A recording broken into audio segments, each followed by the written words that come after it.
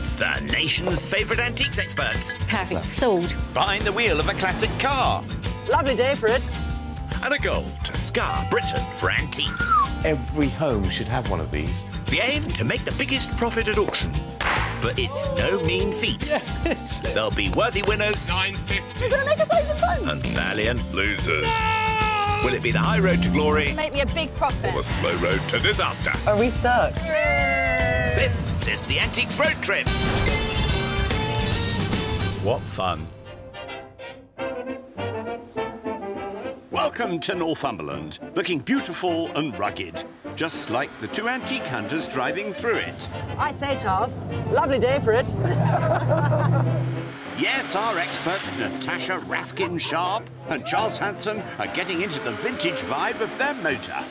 It's the oldest ever car on the Antiques Road Trip. It's 1933. I can hardly hear you.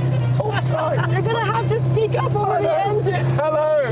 Their noisy transportation today is this splendid Riley Monaco, built in a time well before seatbelts were mandatory. In fact, it's older than our experts' ages combined. Have we dressed the part? I've tried. High-waisted trousers, beret, overcoat. Oh. You have an Art Deco look about you. Well, if you ask me to haggle, I do get in a flap, so I am a genuine flapper girl. Nonsense. Fine art expert Natasha is usually the level-headed one. Well, usually. You have to come out of here with a series-winning piece. It's ceramics aficionado Charles that tends to get into a flap. Where'd it come from? And it's not the first time these two have gone up against one another. Oh, sorry.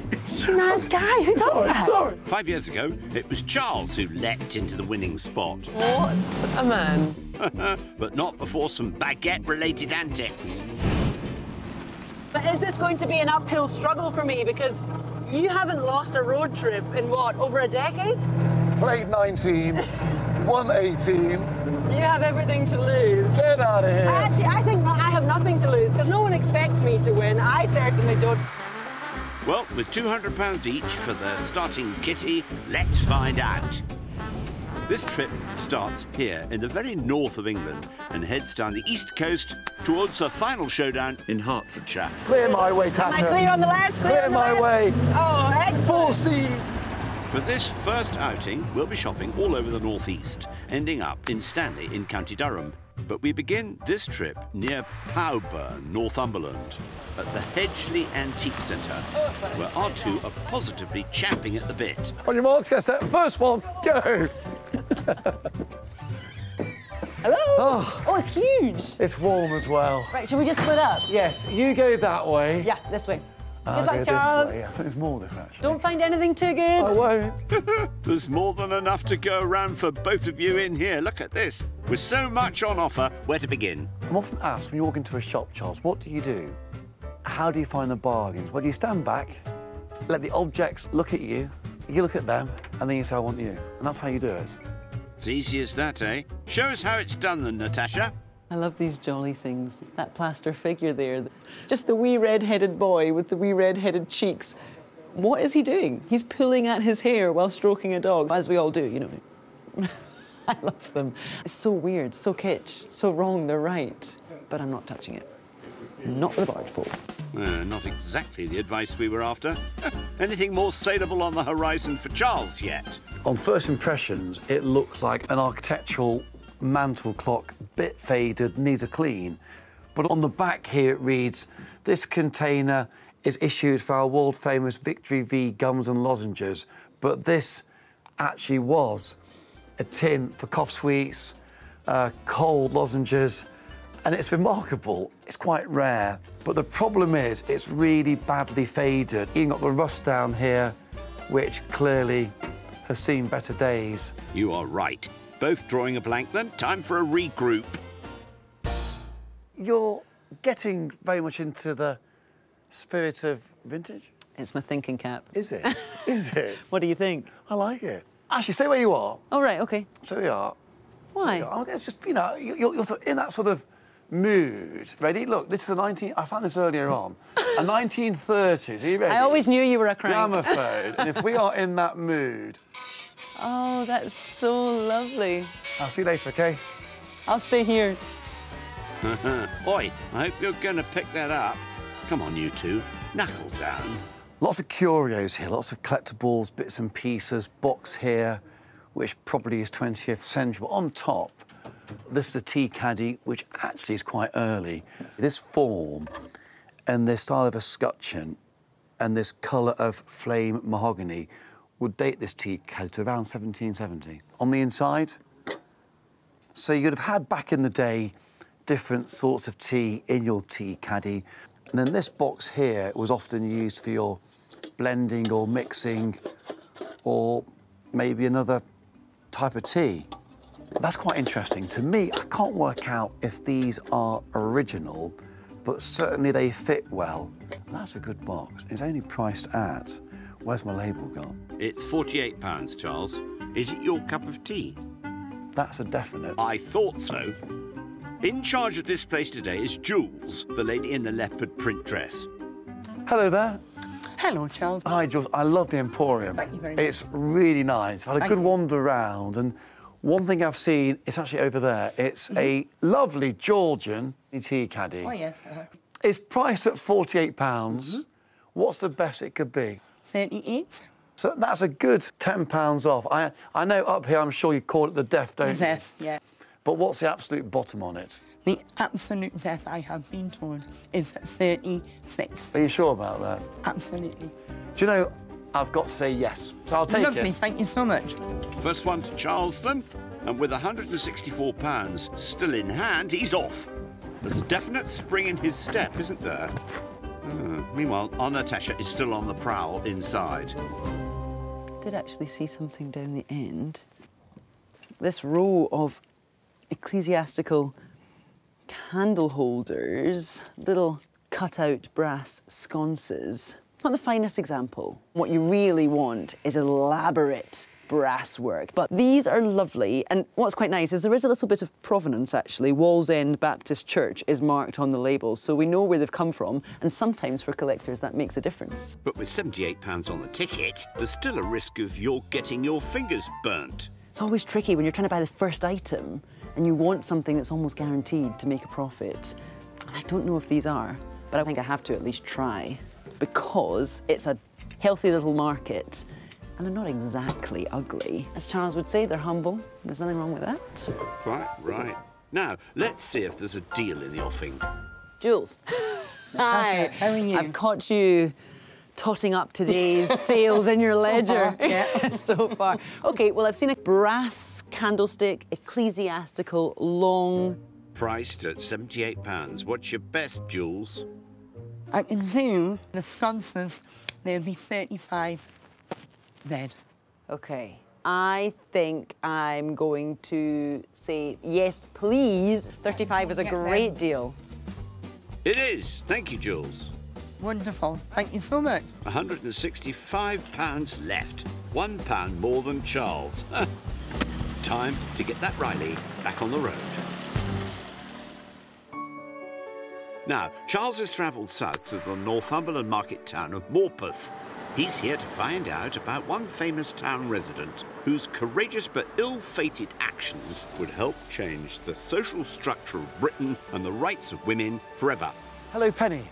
Hi, Charles. Historian and feminist Penny Blythe has been a long-time champion of this heroine of the suffragette movement.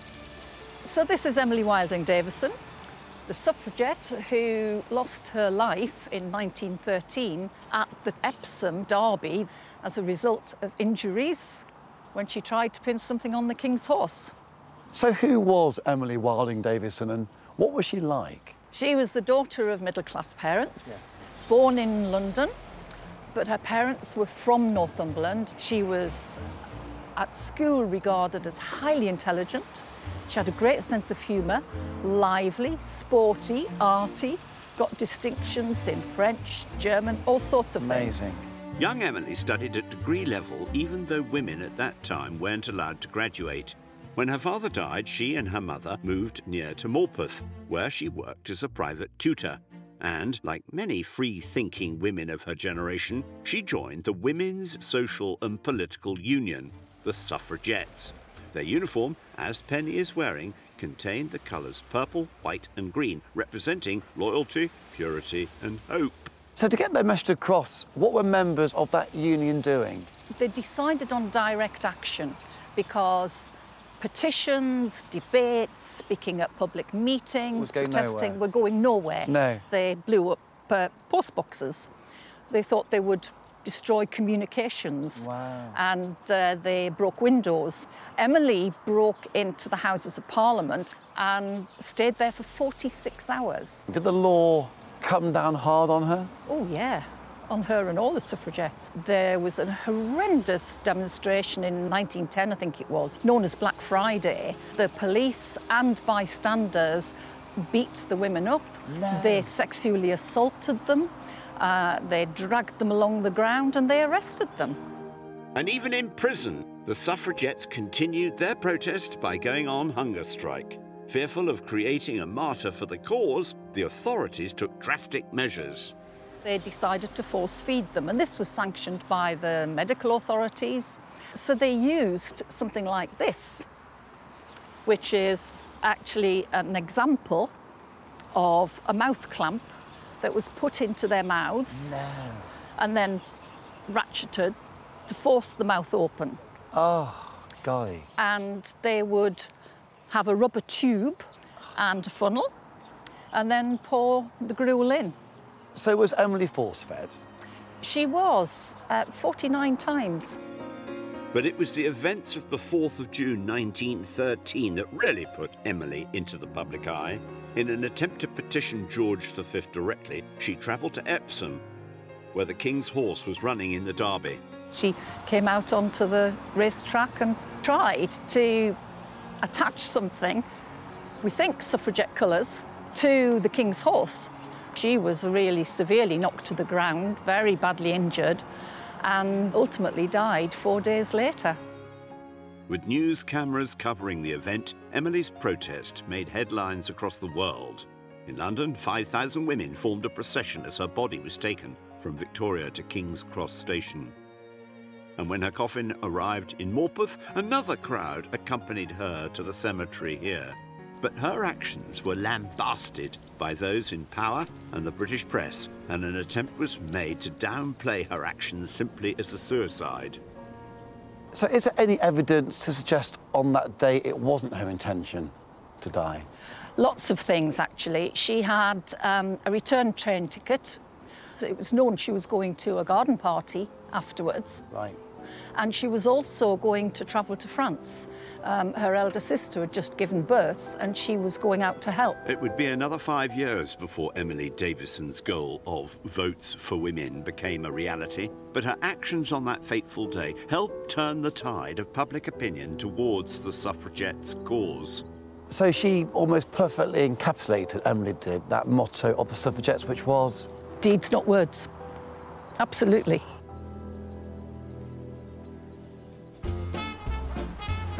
Now, out on the road, Natasha is embracing that 1930s driving experience. Okay, get ready for this. This is a double to clutch gear change.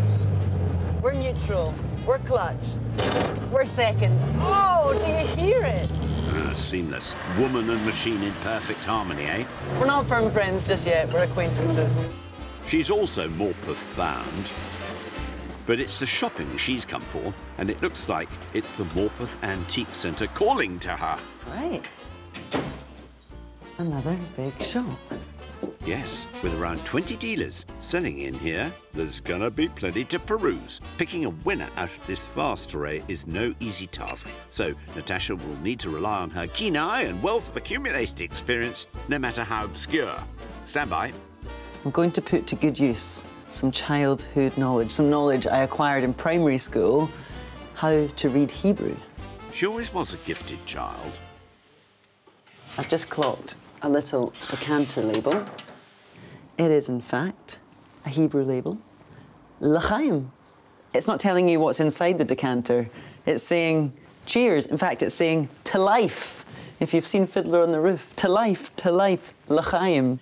It has basically everything that you would imagine from a decanter label. Corinthian columns, lions, but just that little bit more over the top. And it's sterling silver too, priced at £28. That's interesting. That's piqued my interest because I think there is a market for that. Yeah, l'chaim indeed.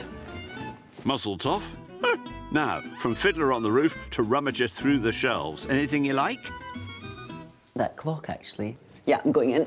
Hold on. Oh, it is a wee bit heavy. Okay, careful. Careful. Oh! Perhaps more careful, Natasha? That is so stylish. I just love the colour. I'm so bad at wood. I think it might be birch. I think you might be right. Whatever the veneer is, look how nicely it's been positioned. So you have that central V coming right down the middle of the face. Bakelite here on the door, brown bakelite as well, which is very period. And it's got this lovely cream colour, but it's just such a nice way of doing it, really making the most of the, let's say, birch veneer, letting it speak through the bakelite. It looks like Art Deco, but I think it's later. Let's call it mid-century and have a butcher's round the back. Oh, look, yeah. Full winding movement. And you can see, look, the little beaters. How nice is that? Otherwise known as strikers. Very nice. All in working order, so it could be used today. Oh, what's that? Metron Torunska Fabryka Wodomierze. Polish? Your primary school didn't teach Slavic languages, then? No price on that, so you'll have to ask. And you've also got two dealers to charm in here. Hello, Maria. Hello, Steve. May I interrupt? Hello. Oh, hi, Natasha. How are you? Yeah, good. You're good. So the first thing I'm interested in is the clock over there, yes. but I didn't see a price tag. Well, you make me an offer and then we can go from there. Ah, right, okay. Well, what if I said £25? Oh, I think that's a no. we could maybe go at 40, but I think that might be about the best. If 40's the death, 40's the Would death. that be okay? Yeah, that would be great. Thank you very much. That sits me down to the ground. Next up, that Hebrew decanter label. It's marked up at 28. My opening gambit is kind of top end of what I think the auctioneer's estimate would be, £15. A little bit more. Maybe Little bit more. 18, maybe? I think cheers to that. £18 is cool. L'chaim. Okay. £58 in total for the clock and the label, then. I'll be toasting you if I make a profit. Oh, lovely. Fingers crossed. So, with £107 left, let's pick up Charles and call that a good day's work, eh? Do you know what I can't wait for, Charles? What's that? I can't wait to have to do a 3-point turn in this car. Oh, a 3-point. I cannot wait. A 19-pointer. You just wait till you try parallel parking. 99. It's another glorious day in the north. Good morning. And today, it's Charles's turn in the driver's seat. Are you in third gear? How did you do that? Feel You it. have been in this car for 5 seconds. Thank you very much. You're in actual third gear. Oh, I feel good. Believe it. I feel really good. Beginner's luck, Natasha. It was Natasha who was zooming ahead in the shopping stakes yesterday, picking up an ecclesiastical candelabrum, an Art Deco-style mantel clock and a decanter label in Hebrew. It's saying cheers. In fact, it's saying to life. L'chaim. She's got £107 left over to spend today, but whilst Charles was also raring to go, Right. I'm all set now. his shopping was less successful, so he still has £164 after bagging just one item. It was a nice one, though. I bought a tea caddy yesterday. You got a tea A tea caddy? Wait a minute, is it from the 18th century? Yeah. It was priced at 48, and I paid £36 for it. How? Who are you? Get out of here. Who are Well, you? no, do you know? Did you hypnotise? No, it was just his boyish charm and consummate skill. Oh. I've got the car dirty. I've got the car dirty. It was going so well. Lordy, all the gears, no ideas. Later, all their prized purchases will head to an auction in Newcastle upon Tyne. And that's also where we start today, in the leafy suburb of Jesmond, where, having deposited his passenger, Charles has an appointment at Fern Avenue Antiques and Interiors on Fern Avenue, naturally. Thanks, Riley. Come on, be good to me. Thank you. Third time's the charm, Charles. Inside, it's a treat for the senses, an eclectic mix of furniture, objects of virtue and curios, from an eclectic bunch of dealers too. Dennis is at the helm today, so if there's a deal to be done, he's your man. Right, let's shake a leg then. It's cabinet music. It's as though they come to talking, saying, come on, Hanson. That's an accident waiting to happen, isn't it? Oh dear. Let's head for more solid ground. Oh, look, he's onto something. So this jug, I suspect in its day, would have been a water jug. There you go, have a drink. But the reason I like it is the body is salt glazed stoneware. Just look at the detail here. Look at these figures. This decoration is called sprig decoration, and it's beautifully done. Look at the moulding here as well. All applied, almost like wheat sheaves. So you can see it's a harvest jug. This jug would date to around 1790, 1800, and it would have been a jug used in the middle part of the late George III period. There's £78 on that big beast, but will it sell at auction? It is so unfashionable, but when you find something big and impressive and just of finest quality, you can't say no. Very fond of his pottery is our Charles, but what else can you find in here? That's quite nice. It's made of bronze, not bronzed with a D. It's true bronze. It's heavy, and that's a good sign of quality. And it's simply described as a vintage bronze mirror. But actually, the script here, in the style of prunus blossom, and look at these two mating crane birds, a typical emblem of Japan. It would have been held by a geisha girl in the 1880s. And you can still see your face in it. £85 is the ticket price. On the right day, this could literally, like the birds, fly home to Asia, and it could make £200 or £300. So let's go talk to Dennis. Hello there. Hiya. How are you? I'm fine, thank you. I've seen two things I quite like. One item is just over there. It's a Japanese bronze mirror. Quite nice. Yes. Nice quality. That's priced, I think, at £85. Right. The other item is a very nice pottery jug, probably circa 1800, big jug. Yes. And that was priced, I think, at £78. Right. What could be your best price on the two together? I think we could help you out and do £60 each, 120 for the two. Really? I'm from Derby, by the way. Yes, well, that's why it's 120. Nice one, Dennis. I'm going to say to you, Dennis, I will take both of them. So decisive, that little haul leaves him with just £44 for later. All the best. And with his precious cargo safely stowed, it's time to say sayonara to Jesmond. And we head to the banks of the River Tyne and the city of Newcastle itself. From the Middle Ages, mining was the major industry in the area, and from this river, coal was exported all across Britain. And it was in the 1800s when coal took over as the fuel of the Industrial Revolution. Natasha's come to the North of England Institute of Mining and Mechanical Engineers to meet past President Bill Bell. Oh, wow, what a building. My goodness. Set up in 1852, the Institute's main aim was to keep miners safe in this dangerous industry. We were formed against the burgeoning industry in the 19th century.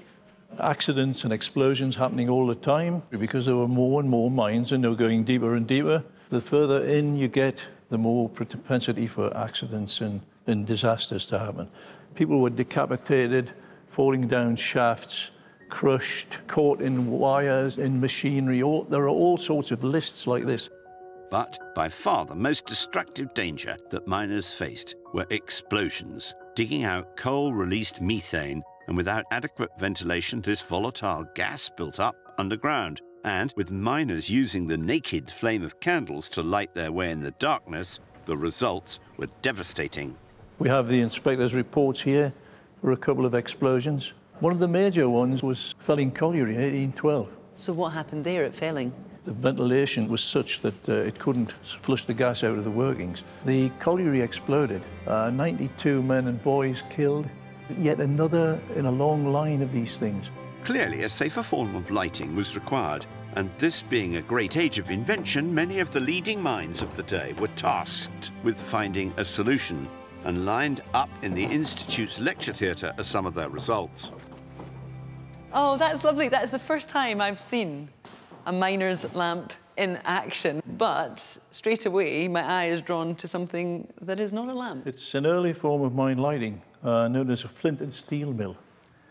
A man called Carlisle Spedding, a mining engineer from Cumbria, invented this in 1735. You held a piece of flint on here, you turned the handle, a shower of sparks comes off. There were many accidents caused by these, and indeed Carlisle Spedding was killed underground by an explosion caused by one of these. In the quest for a safer light, Sir Humphrey Davy, perhaps the most celebrated scientist of the day, was invited to submit a design. His lamp used a gauze to keep the flame away from the outside atmosphere. However, if you had a good airflow, it would blow the flame against the gauze, it would become red hot. Tiny scintillas of metal would come off and explosions were caused. There were more explosions after this was brought in than there were before. The local engineer George Stephenson, who would later become famous as the father of railways, also came up with an answer. Stephenson's lamp is 3 times safer. It's got an internal glass chimney and a copper perforated cap. So it can't communicate the flame that way, or that way. And no lateral drafts. George Stephenson's lamp may have improved safety, but its real legacy in this part of the world, at least, may be more cultural. People think perhaps that we're called Geordies up here because the miners up here, especially in Northumberland, favoured Geordie Stephenson, and they became known as Geordies because they used Geordie's lamp. But the real forerunner of the standard miner's safety lamp, seen in antique shops up and down the land, was devised by one William Reed Clanny. He was a medical doctor. He lived in Sunderland and he was patching up the people who were burned and broken limbs from explosions. And he started to try and develop a lamp. Whilst his first attempt worked, it was too cumbersome to be used down a mine, but he persevered, adopting the best bits of Stephenson and Davy's work into his design. This lamp was Clanny's 6th and final variety. He raised the gauze up, he raised the glass up here, and it gives better light, but it stops lateral drafts as well. It's become known generically as a Davy lamp. So, poor old Dr. Clanny, who hardly anyone's ever heard of, doesn't get his fair share of credit. Well, here's to the good doctor whose hard work and inventiveness helped to save many lives. Now, out in the country, Charles is getting to grips with his new travel companion. Hey, Riley, of 1933. I'm Charlie, of 1978.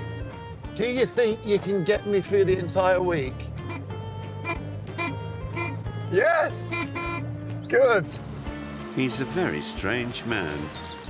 Charles and his talking car are heading to the coast and the seaside town of Whitley Bay. Last shop of the leg for him is the Owl and the Pussycat. He's brought no honey, but plenty of money. Here we go. Well, £44 to be exact. And there's quite a bit to consider in here. Wow, look at that. Art Nouveau vases, fine silverware, and their stock in trade, of course. Well, it's in the name. It's a horse from Leeds, apparently. A horse from Leeds. Appaloosa horse. Is that how you say it, Appaloosa? Could be yours for £38, couldn't you? £38? I don't think so, no. Are you worth it? You are. No, you're not worth it. I'll put you down. Come on. We'll leave him to his horseplay and head south to County Durham and the town of Stanley, where, on the outskirts, Natasha is just pitching up at Rain and James. It might well look like your regular antique shop from the outside, but inside is a whole different kettle of fish. There's some very weird and wonderful things in here. Let's see if there's something for her remaining £107 that's got a bit of age. See, there are antiques, because these are from the Great War. They're not massively rare, but they are popular. Photograph frames fashioned from the tips of wooden propellers. The thing that's really nice is that they seem to be a proper pair. This one has a genuine photograph of someone from the Flying Corps, a handsome chap, I'm tempted to say. And this one here, that's a little lithograph of a couple of planes in flight. The price might be an issue, given your current budget. £110 would be tricky for an auctioneer to achieve. I don't see a shortage of bidders for this genre, but I see a ceiling that they would hit and then drop out. They'd almost get to a certain altitude and then they'd have to stop. Right. My work here is not done, so I'll pop those down and I'll fly off over here. And we'll jet back to Whitley Bay, where Charles might be onto something at last. There's some really interesting objects in this cabinet here. Some interesting curios is the word. But what's caught my eye is what's on the bottom here. Back in the day of fast living, we had a lot more people smoking, which of course now isn't the way. Whilst the habit is undoubtedly bad for your health, this 1920s smoking paraphernalia might be good for Charles's auction hopes. This one here is the cigarette case, and there's your strap for your cigarettes. And I love this gilded interior, not silver gilt, nothing more than just being a gilded metal, but just nice quality. And then lighting me up, quite literally, the very nice French Art Deco Vesta case, or what you might call your case for matches. And you'll see hints of where the smoke has just oxidised the gilded interior. The two together are priced at £65. I will split them up, and I wonder if the very nice dealer might do me a deal. Well, he's sitting right there. Why not ask him? Hello there. Hi, Charles. How are you? I'm all right, thank you. Your name is? David. David, fantastic shop. Thank you very much. Now, what I've seen, there's a sort of exotic cigarette case and also a Vesta case. The French ones. That's right. Yeah. French 1920s, 30s. They're priced at £65. OK, if I tell you, I've only got all the fours. 44. Correct. Would you accept £44 for them? Do you know what I'll do for you? In the Bay of Whitley. Whitley Bay Hospitality, I will do £43 for you, yeah. And you can have the pound to get a nice lolly on the way home. Oh, I've never had a money back. That's amazing. Yes, top man, David. As two separate lots, that'll be £22 for the cigarette case and £21 for the Vesta. And off he goes, clutching his final pound. Back in Stanley, more antiques have come to light. That's charming, isn't it? That's just lovely. Quite often you see ebonized brackets like this, wall brackets, with foliate mounts on them. That's probably more regular, I would say, than a figural mount. She's not bronze. It would be lovely if she were bronze. She would be heavier if she were bronze, and she would be more finely cast. Things like the fingers are a dead giveaway. She's got one chunky, one slim finger, a kind of a fat pinky. That's a bit personal, Natasha. Very Art Nouveau. And we're in that sort of period as well. We're late Victorian, I would say. It's an entry-level wall bracket that still looks the part when you hang it high enough, because she looks really good when you put her up here. Problem solved, then. No price on that, so you better consult the owner. Phil, hello. Hello, my darling. How are you? I'm very well indeed. Love your place. Yeah, that's very kind of you. First thing, I was drawn to the propeller photo frames. I clocked the price, 110. That blows my entire budget. So bear that in mind when I also tell you, Phil, I like this old girl. Which is a beaut. For the two, what about 105? 105, cool. OK, we'll do that. Thank you so much. I think that's a good deal. I think you've got a good deal. I'd say let's call that £50 for the lady and £55 for the photo frames. That leaves her with £1 more than her compatriot. Something to gloat about in the car on the way home, I suspect. Do you ever get nervous before the auction? Because oh! Excuse me. Oh, hold on. Turn it, baby. Turn it. Oh, Charles! Sorry, Tasha. That is a dreadful bit of driving. Oh, well, let's hope you make it. Better get some shut-eye, I think. Nighty-night. Auction day is upon us. But how's about this for a backdrop? While we watch via the magic of technology, the magnificent Bose Museum. Oh, Charles, look at this. This is amazing, Natasha. It is a chateau of epic proportions. Oh, very accurate. Ooh la la, this is France. County Durham, as a matter of fact, but très superbe nevertheless. Having kicked off in Pauburn, we've gone south to Barnard Castle, while their purchases have headed back to Newcastle. Here to go under the hammer at Thomas N. Miller, with eager bidders online, on the phones and in the room. Charles parted with £199 on 5 auction lots. Any of them tickling the fancy of today's auctioneer, Guy Macklem. The mahogany tea caddy, in my mind, is probably one of the nicer lots. It's a traditional antique. This is a nice example in good condition. So I'm pretty sure this should sell pretty well. Natasha spent just £1 less, £198, on 5 lots. Any favourites, Guy? The propeller photo frames, I think, are probably the best lot here today. They'll be widely collectible, and early sort of World War memorabilia always sells really well. Excellent news. Right, let's find a place to park up. You take me to all the best places. Look at this sunshine. When you're about to go to auction in the sunshine, it's a sign there's a smile coming up and some good results. Feel it. Should we just get on with it? Okay. Yeah, could we? First up is Natasha's lady with the big pinky, that ebonised wall bracket. And I'm bid only £30 for it. No. Is there any advance at 30? Come on. 35? We're going forward at 40. Oh, come on, one to go. Bid. This is your last chance, Internet. 45. Yes. Keep going, Internet. 50 bid. Break even. At £50 so the lot then. At 50 we sell. One more. Yep, last call. At 50 it's got to go. I guess the porter just didn't hold it high enough. Oh. Never mind. Part 1 of Charles's smoking set now. That very Art Deco Vesta case. 8 is the bid. It's very low, is it not? At only £8. Come on. I've got 10 bid, 12 bid, 12 against you, Internet, 14 in the room. Go on. 16, They love it. Come on. 18, 20 bid on the Internet. One more. Any advance at 20. Take 5, 25. Yes. Yes. We're A in. little bit better, 25. At £25, 30 bid. Oh, good. yeah. Wow. Any advance then, Internet bidder at 30. Your last chance. Go on, one more. At £30 to the net. Not quite setting the sale room on fire, but it gave Charles a warm glow. Well done. That was really good. Thank that was you. really good. A profit. You're off the mark. Natasha's pair of World War I propeller frames now. Let's hope they take off. Very unusual, 60 bid. Oh, 65, yes. Oh, straight 70 in. bid, Is that in? Is that 75, straight in? 85 in the room. At £85 Well done. offered. Oh, I'm so chuffed. That never happens. I salute you. 90 bid. 110 in the room. 110. 110 in the room. Your last chance online. At 110, you're out. 120, you're in. Oh. What? Are you for real? Then, madam. I've got 120. It's on the screen next to me. Your last call. That's more like it. Props you up, Natasha. Yay! Oh, that feels so good. More smoking stuff now. Charles's cigarette case. Nice object, nasty habit. £30 anywhere.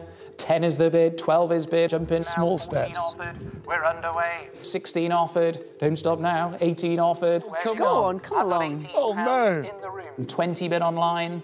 25 again. Look, Room bid at I'm gonna look at you 25. instead. Are we done, Internet? One more. 25. All done. It's in the room at 25 we sell. You see, I told you it wasn't good for you. I made a profit, didn't I? You've made a profit. A Got tidy £50. one. A tidy one. Natasha's Art Deco-ish mantel clock now. Lovely veneer. It does have a nice chiming movement. It's smart. Importantly, is the veneer in good condition? Oh, lovely. I predict this might go ding-dong. Seriously. And I'm in 25. Oh, come on, go. 30 Come pounds on. bid. I've got a buyer at 30 here on the Internet. Come on, Last Internet. chance in front. The world is watching. At £30 for the lot then. Last No. one, Internet. We sell it. You're worth At one more, surely. £30. At £30 to the net. I think the Polish clock collectors were asleep for that one.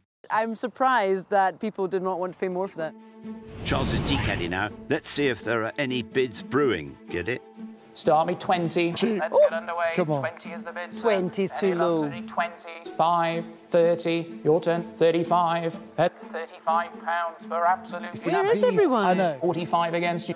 50 bid. 50's bid. Vance. 60 bid. Better. Climbing slowly. Better. Hold on. 65 Milk and offered. sugar. Back of the room at 65. Are we Come done, on. Internet? 70 bid. 75 offered. Have a sweetener. At 75 I like green pounds. tea. Room Have a buyer. biscuit. Your last chance. At 75 pounds. It's in the room. Well done, Charles. That stirred things up a bit. You know, I can't grumble. It's a great prize. Now, if you fancy something stronger, here's Natasha's Hebrew decanter label. So this says, in Hebrew, you'd say... L'chaim. Beautiful. 8 is the bid. 120. Come on. Underway at 8 for the lot then. Come on. Done? At only £8. Just Oh. copyright silver. Come along, bid 10 internet. 8 is the price. All done. Oh, he's still on 8. Oh, it's silver, And this is your man. last chance. We done? At only 8. I don't think anyone's going to be raising a glass to that. Bad luck, Natasha. It was lovely. It had lions rampant and Corinthian columns and l'chaim, and it was, oh, well, that's what happened. Charles's whopper of a harvest jug now. Can it reap a profit? £20 to start me. 8 is the bid. Oh, no. 8? Is there any advance at only £8? Oh, dear. £8. Come along, No, internet. it's not. 10 bid. 10. 12 bid. 14. £14 only. 16 bid. He loves your Slowly lots. getting He always there. hopes for more on your Any lots. Come on. 18 offered, climbing slowly. Any advance at 18 for the lot then? Your final chance. At £18 we sell. Just goes to show that size isn't everything, Charles. I feel like I should act like a journalist right now and ask you, how do you feel? I might need to have some counselling over that. Yeah, can Natasha light up the room with her ecclesiastical candle holder? It's her last lot. You know, we say there's romance, theatre and drama. This lot could be dramatic. 12 bid. Any advance only 12. Oh, come on. 12 is sad. 14 bid, 16 offered.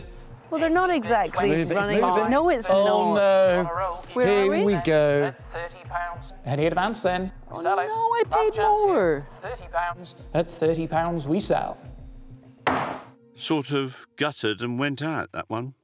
Do you know, dinner went cold there. And finally, Charles's bronze mirror. He has high hopes for this. 40 bid, 5, 50, 5, 60. Keep going. Oh, come along, internet. 65, 70 bid, 75, 80 offered, 85, we're pushing That's on. 90 bid on the net. Hello, China. Hello, Japan. Jump in now, 110. At 110, It's still going. That's not stopping anytime soon. 140. At £140. You're all out in the front. Last call. We sell to the net. That put a big smile on his face. Well done, that man. That is brilliant. Well, let's see how we all did. Natasha started this leg with £200, and after auction fees, she's taken the teeniest backward step. She's currently sitting on £197.16. But it's Charles who takes the early lead. He started with the same amount and after silver costs now has £237.16. He's nudging ahead, Natasha. Wind's blowing that way, so... That's second. Hey! Next on the trip, love is in the air. I love your hair, by the way. Oh, thanks so much. Oh, Charles. I'm a bit light on top now. Stop it. Natasha shows off her antique prowess. I'm homing in on these bottles. And Charles drops stuff.